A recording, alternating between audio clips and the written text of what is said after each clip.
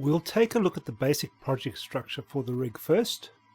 Currently the scene contains a geometry node, and this node is importing the mockup geometry which I created in ZBrush. This mesh is currently way too dense for rigging. I will be fixing the density of the mesh, but I will not bother with retopologizing it properly. I will, however, do some basic setup to make it more workable. I'll enter the geometry node, and I'll change my viewport so that I have proper orthographic views.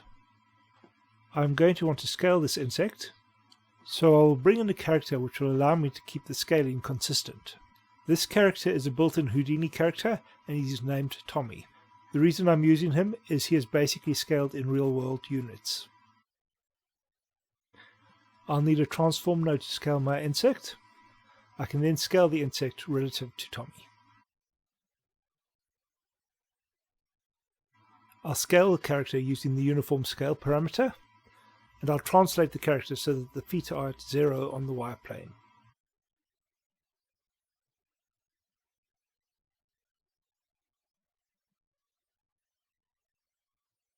I'll then get a polyreduce node. There is no point in retopologizing a prototype mesh like this. I'll save that for my actual models. That said, I still want to reduce the density of this mesh. I reduced the geometry to about 3%. This cuts down on a lot of the geometry, but leaves me with a pretty ugly mesh. So I turn on Preserve Quads, which will give me a slightly nicer topology to work with. I experiment with the values a bit, and eventually settle on a 10% reduction.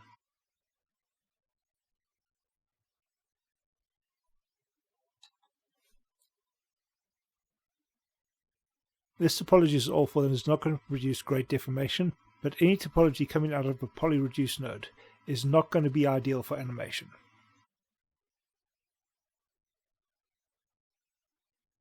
Next, I'll get a ROP geometry output node.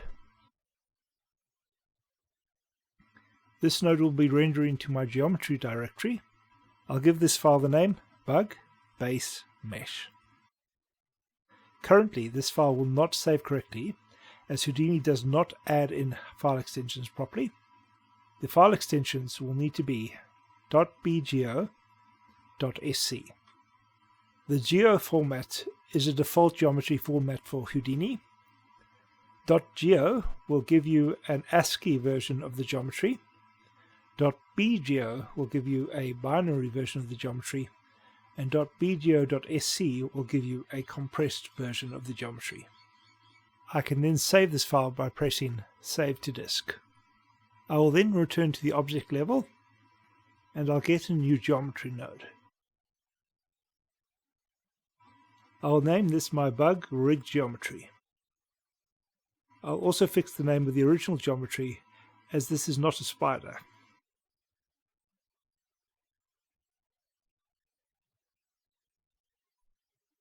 I'll then bring in another geometry node, and this will be my rig node.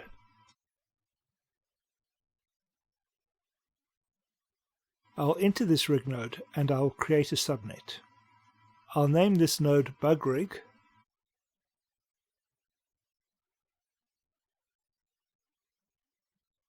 I will then convert this node to an HDA.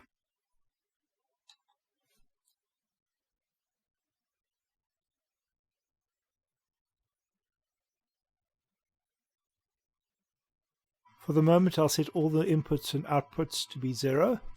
I'm not going to add any parameters yet. I will, however, do some modifications under the Node tab. I'm going to set the default state. I'll set this to use the same state as the rig pose node. You can see this viewer state by looking in the viewer state browser. I'll go to the SOP viewer states. I'll scroll down and I'll find rig pose. If we look at this, we'll see that the type is KineFX __ rig pose. We can set this behavior to be the default for an HDA. If we enter this type value into the default state, the HDA will use this rig pose behavior for all the rig pose nodes under the HDA.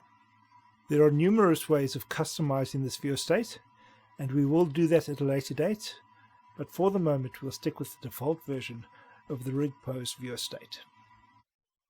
I can then apply my changes and save.